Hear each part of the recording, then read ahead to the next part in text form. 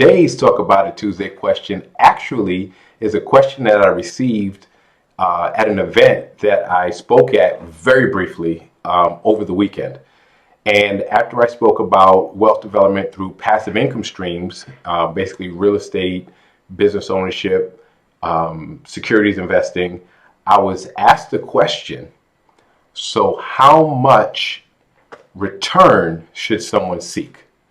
And the interesting thing is, we were on totally different pages with the exact same question. So I was asked a question, and I didn't want to get complicated and talk about it depends on the economic cycle. It depends on your the trajectory of your long-term trajectory or short-term trajectory of your investment strategy.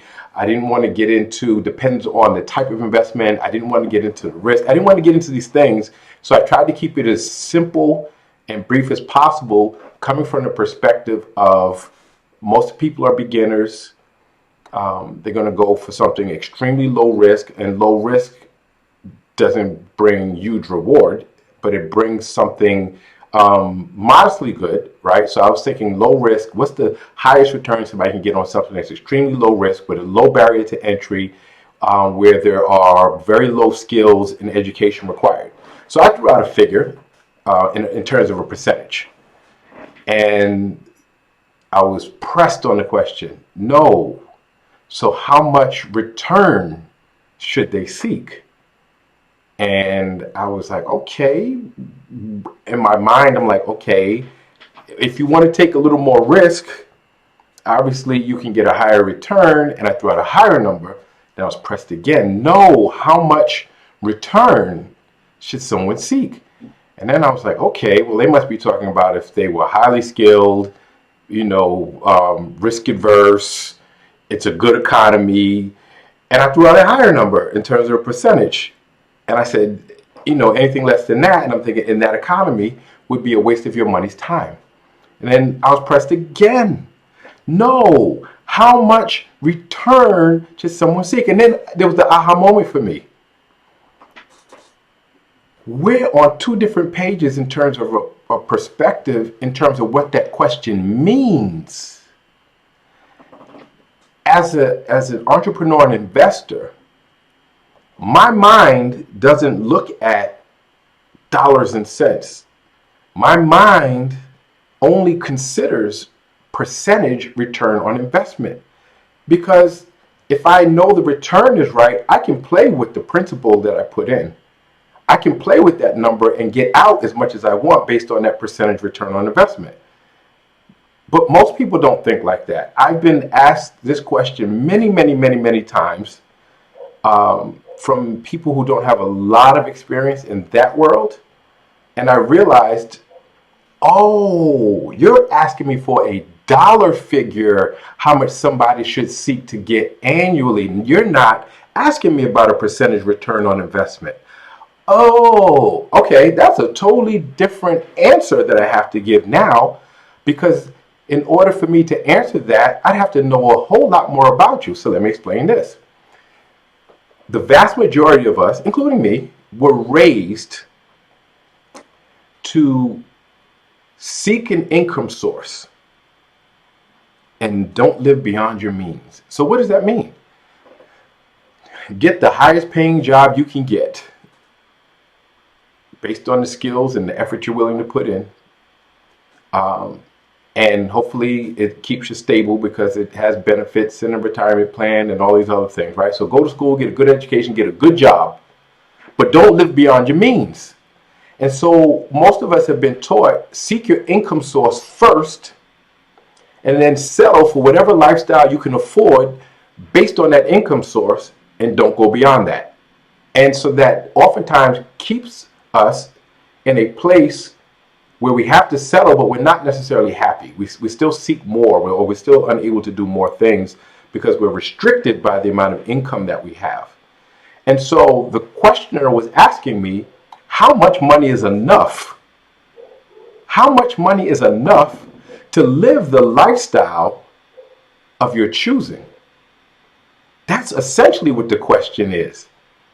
And so, oh, now I got to step back and I have to answer that in a way that most people are unfamiliar with. So the way I teach, and when I say financial freedom, right? Most people say financial freedom is when your passive income, right? Income not from a job, not from earned income, from business, from real estate, from securities, or any combination of the three, meets your expenses, then you are financially free.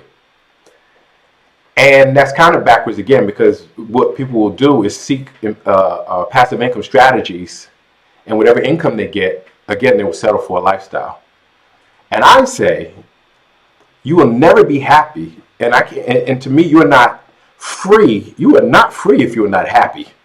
You are not financially free, and you are not happy unless you can design the lifestyle of your choosing. So we need for ourselves, and we need to teach others to first sit down and contemplate the lifestyle that you want to live completely and without limits. So what does that mean? Where do you want to live? What kind of diet do you choose to eat? What type of entertainment would you like for yourself? What type of vacation would you like to have? Do you want 3 vacations, 2 domestic and 1 international? And how would you like to stay in those vacations? And how would you like to get there? First class, perhaps? What type of experience do you want to have for your family, for your children? Do you want them to go to private school, or do you want them to have piano lessons? Or what type of lifestyle, completely without limits, if you could design the life that you wanted to live, write it down. That's step 1. Step 2 is now do the research for each of those things you put on your list and see what it would cost you every single year to live that way. When you come up, and that includes your daily budget of electricity and gas and all your utilities, all the regular stuff too, your car note, all those things. Add that all up. That dollar figure is the base income that you need to live right now. And then you need to have money that you also make, so that money makes you money for the future in your investments. So you need your base income, which means that your income has to cover all of those expenses, right? And then you need money that you're going to invest for down the road as well. So that's the number. Because I hear a lot of people, they come to me and say, well, Haru, I want you to make me a millionaire. And I say, well, how do you know a million is enough? Or how do you know it's not way too much? Right? You might be working way too hard to get $1 million, or maybe $1 million doesn't even satisfy annually, doesn't even satisfy the lifestyle you want to live. So once you have a dollar figure, then you choose the vehicles for passive income, right? Or the mix of vehicles that you use for passive income that will add up to the amount that you want.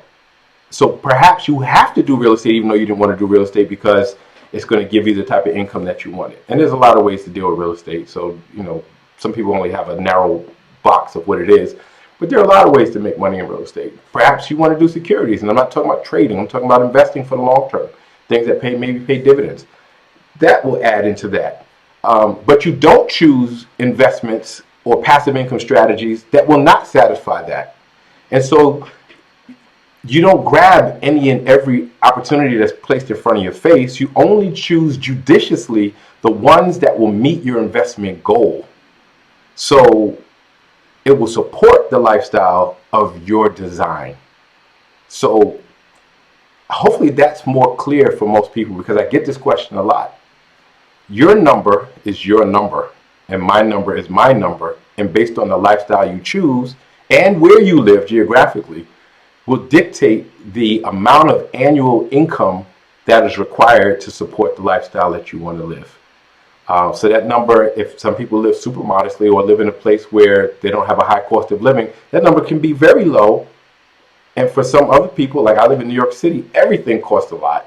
The number has to be much higher just to have the same lifestyle as somebody who lives somewhere else. So